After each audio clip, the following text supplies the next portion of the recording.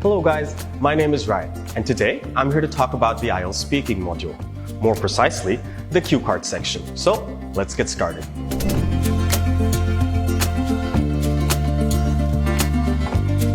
Rule number 1. No matter what the topic is, the content must be relevant. It doesn't have to be based on facts. Rule number 2. Do not be nervous. Nervous হওয়া যাবে না। আপনি যদি কোনো unfamiliar topic পেয়ে থাকেন, তাহলে follow the questions and make up a story. Just make sure it's believable. One more thing to remember, IELTS speaking sectionে আপনাদের knowledgeর উপর base করে mark করা হবে না.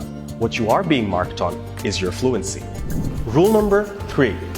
সবগুলো question answer করতে হবে, but you are allowed to change the sequence of the questions. Rule number 4.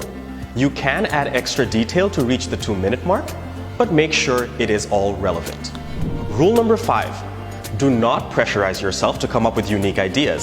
Instead, simply focus on the presentation.